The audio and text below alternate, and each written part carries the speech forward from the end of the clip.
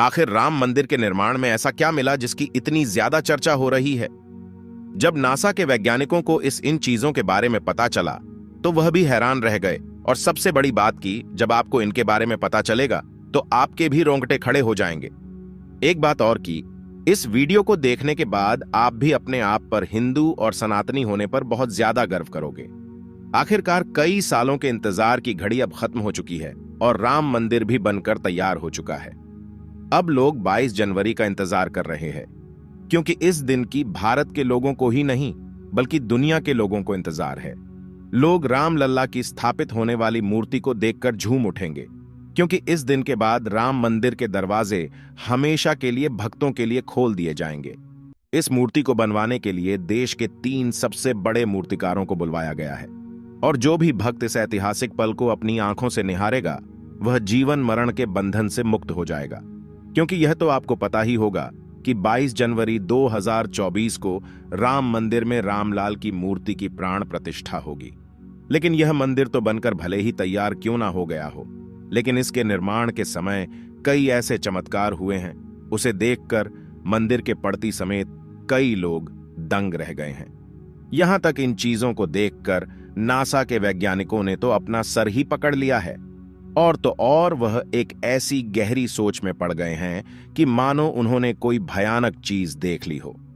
आज की इस वीडियो में हम राम मंदिर के बनते वक्त हुए उन चमत्कारों और रहस्यमयी चीजें के बारे में आपको बताएंगे, जिसे सुनकर शायद आप भी यकीन ना कर पाओ। लेकिन वीडियो को शुरू करने से पहले प्रभु श्री राम के सच्चे भक्त होने के नाते आप लोगों को इस वीडियो को लाइक करके नीचे जय श्री राम कमेंट में लिखना होगा, ताकि प्रत्येक देशवासी को यह पता लग जाए कि हम हिंदू भी किसी से कम नहीं हैं। नमस्कार दोस्तों, तो आप देख रहे हैं mystery of God YouTube channel पर नए हो तो इसे सब्सक्राइब करना मत भूलिएगा, ताकि ऐसी ही रहस्यमय वीडियो आपको लगातार देखने को मिल सके। आपको बता दें कि जब यहां मंदिर निर्माण का काम चल रहा था तब एक 1200 खांभों की ड्राइंग तैयार करवाई गई और अमेरिका से एक विशिष्ट वैज्ञानिकों की टीम को बुलवाया गया, ताकि वे इसका निरीक्षण करके होने वाली हर एक कमियों को दूर कर दे और राम मंदिर की शान में 4 चांद लगा दे। लेकिन जैसे ही राम मंदिर के निर्माण के वक्त वहां की धरती को खुद गया, तब उस धरती से एक ऐसी वस्तु निकली कि उसे BCC देखकर सभी के होश उड़ गए, और उसे चमत्कारी और दिव्या वस्तु ने न सिर्फ उन वैज्ञानिकों के होश उड़ाए बल्कि भारत सरकार को भी हिलाकर रख दिया। जिसके बाद तुरंत एक कमेटी बनाई गई और उसकी जांच के लिए लगा दी। लेकिन उसके बाद कुछ ऐसा हुआ कि वे सभी भी प्रभु श्री राम के भक्त बन गए। दरअसल यह बात है राम मंदिर के निर्माण के समय की, जब अमेरिका से थॉमस नाम के एक वैज्ञानिक भारत में राम मंदिर निर्माण कार्य के दौरे पर आए हुए थे।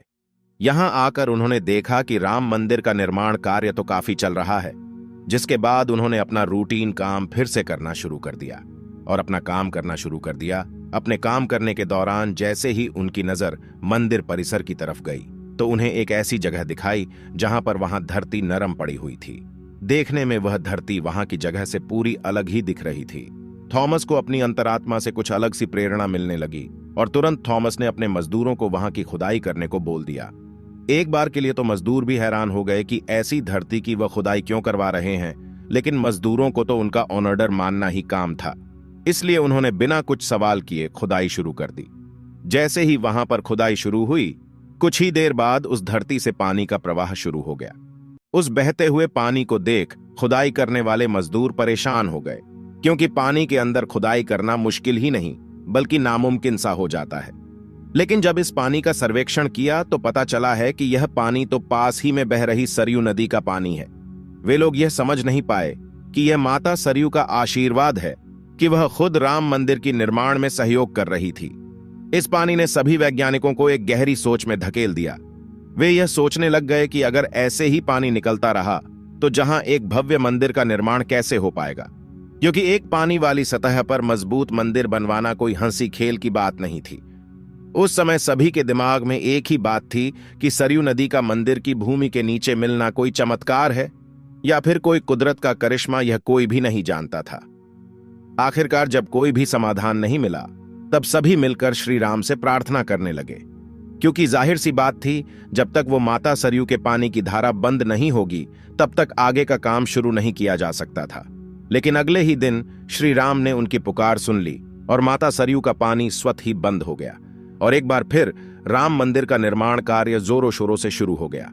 और यह काम इस कदर चला कि अब यहां अपने अंतिम छोर पर पहुंच चुका है, या यूं कहें कि यह पूरा तैयार ही हो गया है और 22 जनवरी को यहां श्री राम की प्राण प्रतिष्ठा भी की जाएगी। यह मंदिर इतना भाव बना है कि इस देखने के लिए भारत सरकार ने यहां पर एक अंतर्राष्ट्रीय हवाई अड्डा भी बनवाया है, ताकि देश और दुनिया के लोग सीधे ही यहां पर आ सके और इसे देख सकें। यह मंदिर तो आप कभी भी देख सकते हैं, लेकिन अब सवाल यह है कि जब पुराने समय में यहां पर राम मंदिर था, वह कैसा दिखता था, जिसे तोड़कर बाबर ने बाबरी मस्जिद बनाई थी। उसे राम मंदिर का निर्माण आखिर किसने किया था? क्योंकि यह रहस्य आज तक सीमित लोगों को ही पता है, ज्यादातर लोगों को इसके बारे में कुछ भी मालूम नहीं है।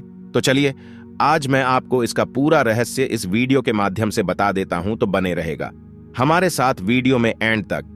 आखिर उस समय भगवान राम की नगरी अयोध्या को किसने बनाया था?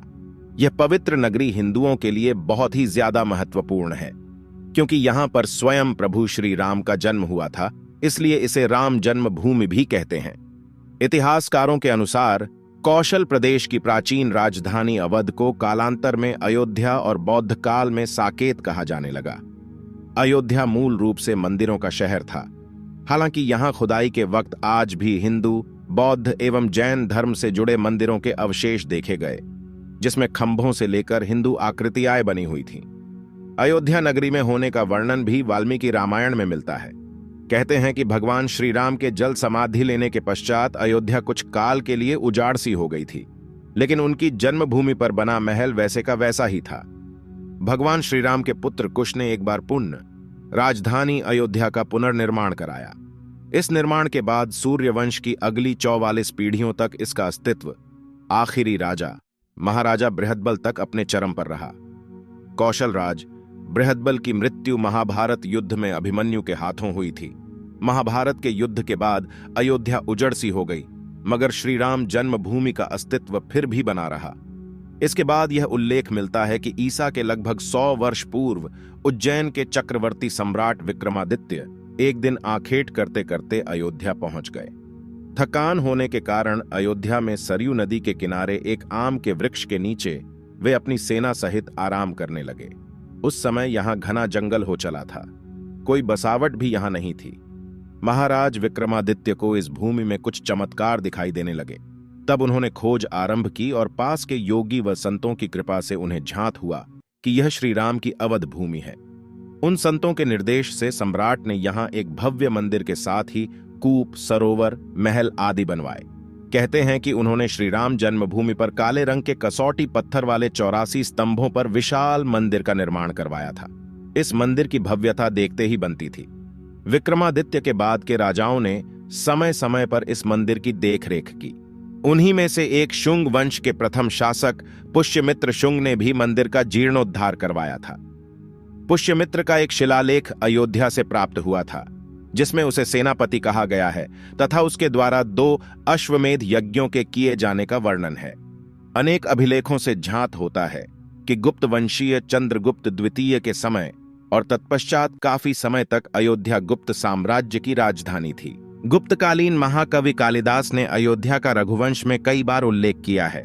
इतिहासकारों के अनुसार 600 ईसा पूर्व अयोध्या में एक महत्वपूर्ण व्यापार केंद्र था। इस स्थान को अंतर्राष्ट्रीय पहचान 5वीं शताब्दी में ईसा पूर्व के दौरान तब मिली जबकि यह एक प्रमुख बौद्ध केंद्र के रूप में विकसित हुआ। तब इसका नाम साकेत था। कहते हैं कि चीनी भिक्षु फाहियान ने यहां देखा कि कई बौद्ध मठों का रिकॉर्ड रखा गया है। यहां पर 7वीं शताब्दी में चीनी यात्री हेनत्सांग आया था। उसके अनुसार यहां 20 बौद्ध मंदिर थे तथा 3000 भिक्षु रहते थे और यहां हिंदुओं का एक प्रमुख और भव्य मंदिर भी था, जहां रोज हजारों की संख्या में लोग दर्शन करने आते थे।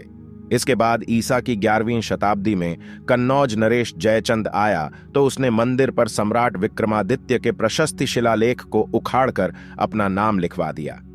पानीपत के युद्ध के बाद जयचंद का भी अंत हो गया। इसके बाद भारतवर्ष पर आक्रांताओं का आक्रमण और बढ़ गया। आक्रमणकारियों ने काशी, मथुरा के साथ ही अयोध्या में भी लूटपाट की और पुजारियों की हत्या कर मूर्तियां तोड़ने का क्रम जारी रखा। लेकिन 14वीं सदी तक वे अयोध्या में राम मंदिर को तोड़ने में सफल नहीं हो पाए। विभिन्न आक्रमणों के बाद भी सभी झंझावातों को झेलते हुए श्री राम की जन्मभूमि पर बना भव्य मंदिर 14वीं शताब्दी तक बचा रहा। कहते हैं कि सिकंदर लोदी के शासनकाल के दौरान यहां मंदिर मौजूद था। 14वीं शताब्दी में हिंदुस्तान पर मुगलों का अधिकार हो गया और उसके बाद ही राम जन्मभूमि एवं अयोध्या को नष्ट करने के लिए कई अभियान चलाए गए। अंततः 1527 से 28 में इस भव्य मंदिर को तोड़ दिया गया और उसकी जगह बाबरी ढांचा खड़ा किया गया। कहते हैं कि मुगल साम्राज्य के संस्थापक बाबर के एक सेनापति ने बिहार अभियान के समय अयोध्या में श्री राम के जन्म स्थान पर स्थित प्राचीन और भव्य मंदिर को तोड़कर एक मस्जिद बनवाई थी, जो 1992 तक विद्यमान रही। बाबरनामा के अनुसार 1528 में अयोध्या पडीडी ढाव के दौरान बाबर ने मस्जिद निर्माण का आदेश दिया था। अयोध्या में बनाई गई मस्जिद में खुदे 2 संदेशों से इसका संकेत भी मिलता है। इसमें एक खास तौर से उल्लेखनीय है। इसका सार है, जन्नत तक जिसके न्याय के चर्चे हैं, ऐसे महान शासक बाबर के आदेश पर दयालु मीर बकी ने फरिश्तों की इस जगह को मुकम्मल रूप दिया। हालांकि यह भी कहा जाता है कि अकबर और जहांगीर के शासनकाल में हिंदुओं को यह भूमि एक चबूतरे के रूप से सौंप दी गई थी, लेकिन क्रूर शासक औरंगजेब ने अपने पूर्वज बाबर के सपने को पूरा करते हुए यहां भव्य मस्जिद का निर्माण कर उसका नाम बाबरी मस्जिद रख दिया था। लेकिन अंत में बाबरी मस्जिद का भी विध्वंस कर दिया गया और इस जमीन पर कई वर्षों तक कैसे चलता रहा और अंत में यह जमीन हिंदुओं को सौंप दी गई, जिस पर आज श्री रामलाल का भव्य मंदिर बनकर तैयार हो चुका है और 22 जनवरी को यहां पर प्राण प्रतिष्ठा भी कर दी जाएगी, जिसकी तैयारी अब वैसे अगर आप में से कोई अयोध्या निवासी है तो हमें अयोध्या के बारे में कमेंट में जरूर बताना और ऐसी ही जानकारी को जानने के लिए चैनल को सब्सक्राइब करना मत भूलिएगा। धन्यवाद।